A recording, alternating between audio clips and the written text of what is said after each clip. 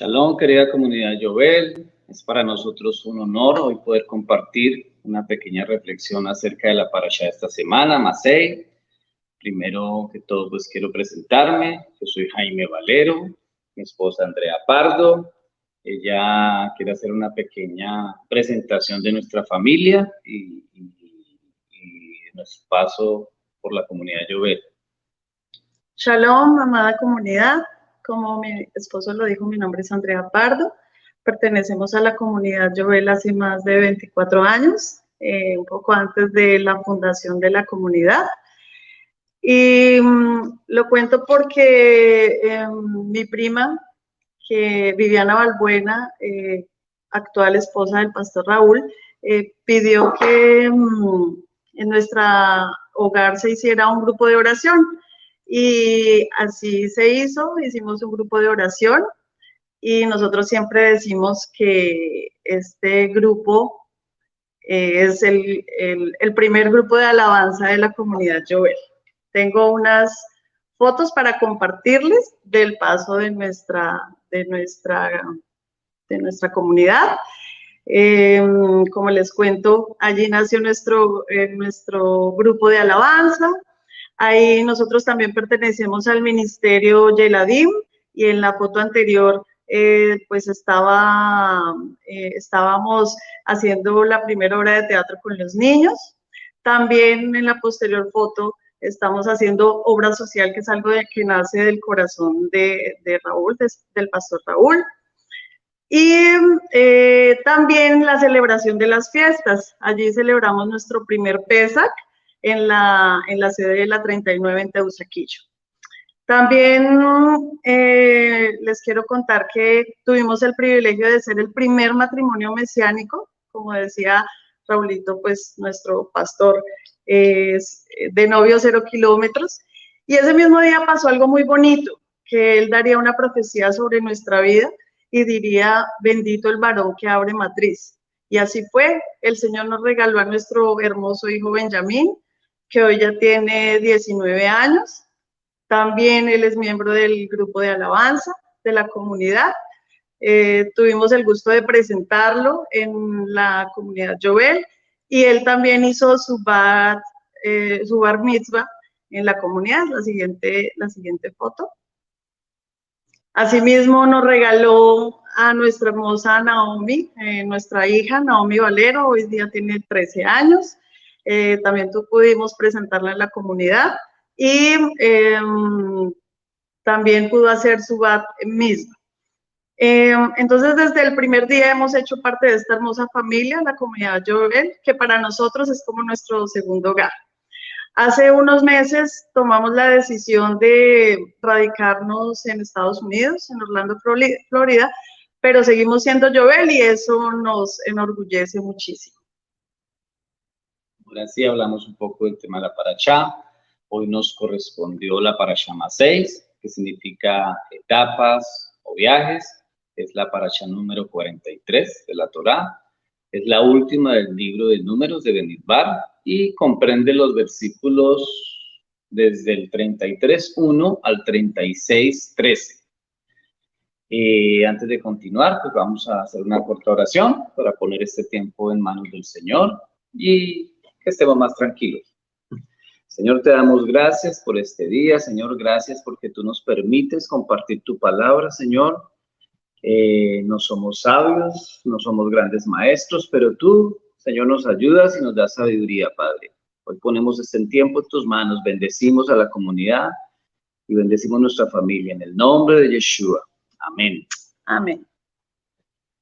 Bueno, el resumen de esta parashá, en resumen, como para tener una idea de qué vamos a hablar, el primer tema es la parte en la que se registra el completo itinerario de los viajes o los campamentos que hicieron los israelitas, lo que el Señor permitió. También en esta parashá el Señor ordena que una vez entren a la tierra prometida, la tierra de Canaán, la tierra debe ser distribuida por tribus de acuerdo a su tamaño.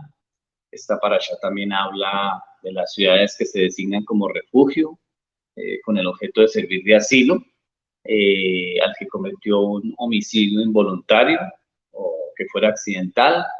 Y la última parte de esta parashá habla de la herencia de las mujeres y hace una explicación corta de cómo debe hacer. Yo me voy a centrar un poco sobre el tema del itinerario y los campamentos israelitas y extractar pues, lo que podemos aprender de esto, ¿no? Si bien pues todos los temas son importantes, yo me voy a centrar solo en eso. La parasha Masei registra 42 paradas del pueblo de Israel durante su viaje en el desierto. El primer viaje pues es la salida de Egipto. La palabra hebrea para Egipto es Misraim, que viene y está relacionada a una palabra. Significa meitzar, significa estrechez. Estudiando el tema, pues muchos lo pueden saber, pero los sabios dicen que este paso de liberación de Egipto no es algo que sucede una sola vez, sino que si lo aplicamos a nuestra vida, sucede y continúa en cada generación. No es un evento único o irrepetible, es un proceso que continúa y que durará pues toda la vida, ¿no? Los sabios dicen que la salida de Egipto es la liberación de las estrecheces o de las limitaciones personales, comparándolo con el nacimiento, con la salida del vientre materno. Luego viene este viaje, la partición o la apertura del mar de los juncos o el mar de Cañas. Luego viajan al monte Sinaí, donde recibieron la Torá.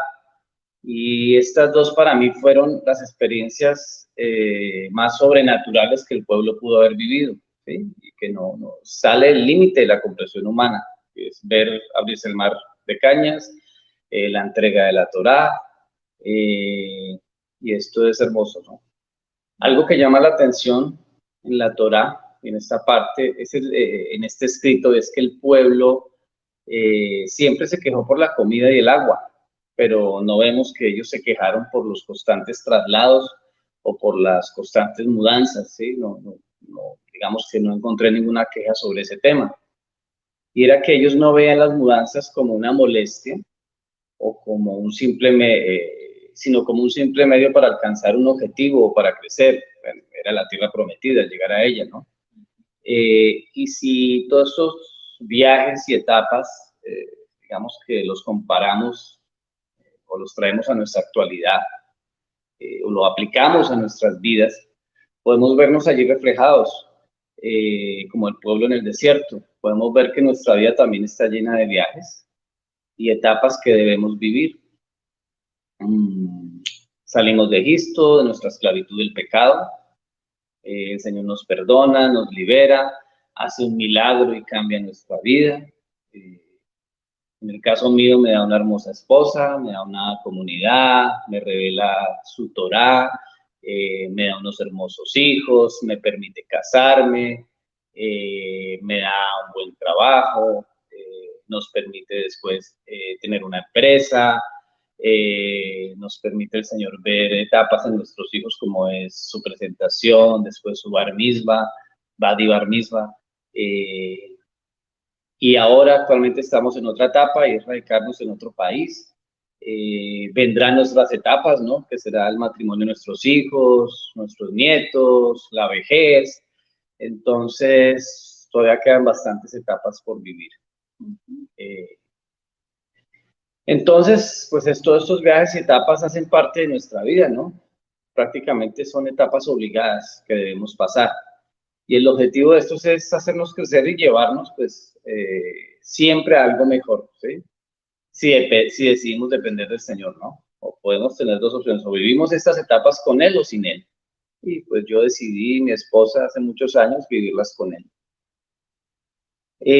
También aprendemos otras reflexiones en esta parasha, y es que cada experiencia que nos toca vivir viene con pruebas y dificultades también, y estas tienen como propósito avanzar y crecer como personas, como familia, como comunidad. Estoy seguro que el pueblo de Israel, con cada dificultad y obstáculo que se presentaba, aprendían algo más, ¿sí? Aprendían a ser más seguros y a depender más del Señor. Y eso pasa con nosotros. Esos obstáculos que el pueblo de Israel tuvo que pasar son parte del ascenso. Y así como el Señor lo permitió para ellos, pues lo va a permitir para cada uno de nosotros y nuestras familias.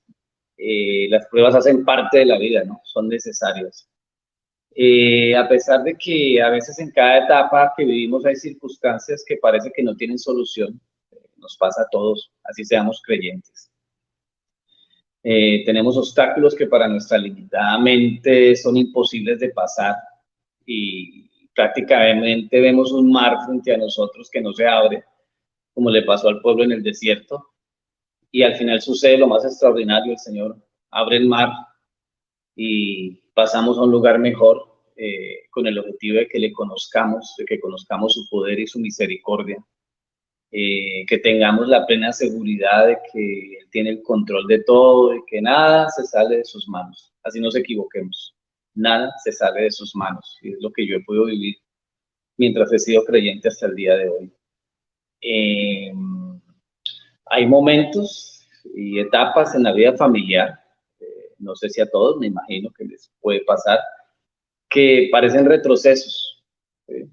Pero en el fondo tienen como objetivo hacernos avanzar más o crecer más o madurar. También debemos aprender de esta enseñanza de la paracha, de estas etapas que vive el pueblo, que hay una característica que debemos tener todos los seres humanos, y se aprende muy bien y lo vemos en Moshe, y es la humildad, la capacidad de ser humildes en cada paso que damos, ¿sí? Y esa humildad tiene que ver con la dependencia del Señor. A veces el Señor permite el fracaso para mantenernos humildes. Necesitamos entender que somos seres dependientes totalmente de Él y que solos no podemos, ¿no? En el desierto, para el pueblo de Israel, el maná aseguraba una dependencia total de Dios, poniendo este ejemplo, ya que cada día deberían recoger la provisión, ¿sí? Y esto pues les creó una costumbre y una seguridad. No he visto, no he leído que el Señor hable de que se le olvidó enviar el maná un día. Un ángel estaba ocupado y llegó tarde, no lo envió, no sé. O sea, no lo he visto, ¿no? El Señor siempre, siempre le dio la provisión que necesitaba el pueblo, ¿sí? Y yo decía, pues bueno, para el pueblo era más fácil, ¿sí? Veían caer el maná del cielo, dependían del Señor totalmente. El maná caía y lo veían. Tenían la seguridad de que al otro día tenían su provisión. Pero si yo lo aplico a mi vida y lo aplicamos actualmente, en este tiempo, pues literalmente nosotros no vemos caer el maná del cielo. ¿Cómo entender y creer que Él está ahí, dispuesto a darnos la provisión diaria? Esto no es fácil, y ahí es donde entra la fe a jugar un factor importante y decisivo. Por eso el Señor quiere que todos los días vayamos humillados a Él y a buscarle, a tener una relación con Él de dependencia, y como dice Pablo, que podamos llamarle papito, Abba, entender que debemos buscarle a diario y tener la seguridad de que si le buscamos, que si obedecemos a pesar de nuestras debilidades y limitaciones, Él nos va a dar la provisión, que nosotros simplemente tenemos que actuar y obedecer, ¿sí? Ser diligentes, y Él nos da la provisión que necesitamos. A veces hay situaciones que hacen que nos estanquemos, ¿no? Etapas donde nos podemos estancar, etapas o áreas de nuestra vida que no nos permiten crecer espiritualmente. Y empezamos a confiar más, en el caso de la provisión, empezamos a confiar más en lo que el Señor nos dio, que es el dinero, el carro, el trabajo, los negocios, no lo sé, tantas cosas que pueden alejarnos del Señor a veces. Dejamos de confiar en el proveedor, en el dador de la provisión, y eso sucede con nosotros. Dejamos de depender de Él totalmente, nos acostumbramos, damos por hecho de que las cosas que tenemos son por nuestra habilidad y por nuestro esfuerzo, es decir, dejamos de ser humildes, dejamos de escuchar su voz, y no nos movemos a donde Él quiere que nos movamos, como hacía con el pueblo. Ellos escuchaban su voz, levantaban el campamento y salían a donde Él quería. Y a veces pues no escuchamos y nos estancamos por diferentes razones. Yo voy a hablar un poquito de mí. la reflexión que puedo hacer, esto, la paracha siempre debe ministrarnos primeramente a cada uno de nosotros. Y así lo voy a hacer, y así lo hice con mi esposa. Yo, pues, siendo creyente, me equivoqué muchas veces en la vida, como muchos de ustedes, no lo sé, por no pedir consejo, por no buscar dirección del Señor en ciertas decisiones financieras, por dejar de buscarle a diario, por creer que podía solo, y eso es orgullo, eso no es humildad y hay que reconocerlo.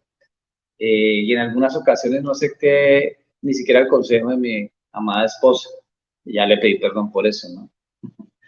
Y esto pues trajo dificultades, no graves, a nuestra vida. Y el Señor permitió estas dificultades o estas consecuencias de las cuales yo fui culpable para que yo aprendiera.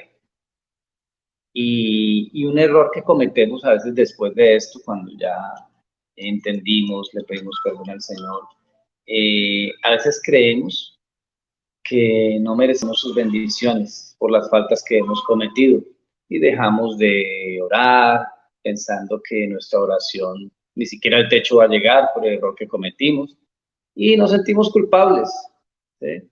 Y eso pasa, o a mí me pasó. Pero hay un versículo en Santiago que a mí me impactó cuando lo leí y lo entendí, que está en el capítulo 5, verso 17, que mi esposa lo va a leer. Y dice, Elías era un hombre con debilidades como las nuestras. Con fervor oró que no lloviera y no llovió sobre la tierra durante 3 años y medio. Volvió a orar y el cielo dio su lluvia y la tierra produjo sus frutos. Entonces, bueno, eso es increíble. Dice que Elías era un hombre con debilidades como las nuestras, el profeta Elías que el Señor usó. Entonces, ¿quiénes somos nosotros para el Señor? Somos importantes. Así hayamos hecho lo que hayamos hecho, si tengamos debilidades, Él ya nos conoce. El Señor fue quien nos creó. Él sabe que somos vulnerables. Él sabe que podemos fallar y que no dejamos de ser sus hijos, así nos alejemos un poco de Él, ¿sí? Como el hijo pródigo. Él siempre nos está viendo con amor, a pesar de nuestras faltas. Él nos ve con misericordia, esperando que le busquemos, ¿no? Que nos pongamos a cuentas. Y lo más importante, poder usarnos como Elías. Para mí eso me pareció increíble, esa parte. Que entendamos que nuestra oración es importante para Él. Y a pesar de nuestras debilidades, nuestra oración puede hacer que no llueva o que llueva. Es increíble. Y eso es lo que el Señor quiere de nosotros. Aprendemos que en el desierto, que cada etapa de ascenso le permitió al pueblo ascender y conocer más del Señor. Y estas etapas, estas pruebas hacen que le conozcamos más. Yo siempre reflexionaba sobre el tema de conocer a Dios. Y mi esposa sabe que mi libro favorito, desde que tuve el privilegio de ser creyente, hace muchos años, cuando conocí al pastor Raúl y en la casa de mi esposa, de Andreita, mi libro favorito siempre fue el libro de Job. No porque haya pasado lo que pasó Job, ni parecido, no por eso. Favorito era por el tema de la respuesta. Ustedes ya conocen toda la historia, no voy a repetirla, pero me impactaba mucho la respuesta de Dios y la respuesta de Job, ¿sí? Para mí era increíble leer esa historia. Pero para mí es un libro donde aprendemos quién es Dios. Para mí es el libro donde me enseña quién es Él y cómo debe ser nuestra respuesta ante las pruebas que también a veces no entendemos. A veces no hemos hecho nada malo y tenemos pruebas y dificultades y no entendemos por qué pasan. Y este libro nos enseña muchísimo sobre eso. Ustedes pues ya conocen la historia, pero mi parte favorita es la respuesta de Job, reconociendo que no le conocía. Cuando yo leía este libro por primera vez, siempre esperaba, bueno, cuando Job va a maldecir al Señor o se va a quebrar, después de todo lo que le pasaba. Pero él se mantiene firme y aprende que la sabiduría de Dios va mucho más allá del conocimiento humano. Dios en su respuesta pone a Job en su lugar y le recuerda que Él es el creador de todo lo que vemos. que nosotros somos su creación y somos polvo, que desaparecemos en cualquier momento, ¿sí? Él puso a Job en su lugar. Dios le recuerda quién es él. Es como cuando nos dicen, usted no sabe quién soy yo, y tiene que recordárselo. Es un dicho que conocemos, pero es como para que lo entendamos. Dios le pregunta a Job, en una parte que para mí es increíble, donde dice, ¿quién ha puesto sabiduría en lo más íntimo del ser o ha dado a la mente inteligencia? Eso está en Job 38-36. Y entender que nuestra sabiduría viene de Dios. Por eso no podemos superarlo con nuestra sabiduría, porque viene de Él. Y Él nos permitió tener solamente un poquito de esa sabiduría, pues para no sentirnos igual o superior a Él y no poder tener la capacidad de entender todos sus designios y caminos. Nosotros fuimos creados para obedecerle y adorarle, no para entender. Es así de simple. Podemos a veces quejarnos y creer que discutimos con Dios como si fuéramos iguales o estuviéramos a su nivel y esperar de pronto una respuesta que el Señor diga, perdón, hijo, me equivoqué. Y eso nunca va a pasar. El Señor no se equivoca. El Señor es perfecto. No fuimos creados para entender sus designios, sino para obedecerle. Y de pronto le place revelarnos para qué esta prueba. ¿Sí? No lo sabemos. Otra parte que me impactaba del libro de Job era que al final él dice, he declarado lo que no comprendía, cosas demasiado maravillosas de mí que yo no sabía. Y eso es humildad. Sé que tú puedes hacer todas estas cosas y que ningún propósito tuyo puede ser estorbado. Job 42:2. Job ahí se volvió un poquitico más sabio y entendió algo. Y aquí la relación de Job se vuelve más profunda y como resultado eso le empieza a conocerlo más. Job reconoce que su prosperidad anterior no venía de su propio esfuerzo, sino del Señor. Y la última parte de este libro que a mí me impactaba, a veces lloraba por eso, me tocaba mucho el corazón, era donde él decía, de a oídas había oído hablar de ti, pero ahora te veo con mis propios ojos. Entonces, yo quería entender, hermano, es decir, Job creía en Dios, sacrificaba para que sus hijos, por el pecado de sus hijos, los cuidaba, era un hombre íntegro, entonces él creía en Dios. Pero ¿cómo así? Creer en Dios es diferente a conocerle, ¿sí? Él no le conocía, lo conoció después y eso nos pasa a todos nosotros. Todo el mundo cree en Dios, pero pocos le conocen. Cuando más le busquemos en todas nuestras etapas y en toda nuestra vida diaria, Él se va a dejar encontrar y le vamos a conocer más, ¿sí? Ya que entre más le conozcamos, pues más le vamos a amar. Creo que esa será más fácil y es más fácil depender de Él cuando sabemos en quién hemos creído. Es como el amor entre mi esposa y yo. Yo ahora la amo más que antes, la conozco más. Entonces, podría comparar esa relación con el Señor, esa relación de dependencia. Y pues esta es la corta reflexión que tenía para ustedes. Espero pues les haya gustado. Es un honor poder pertenecer a la comunidad Llover. Los extrañamos mucho y gracias por todo. Que el Shalom, Señor les comunidad. bendiga. Shalom.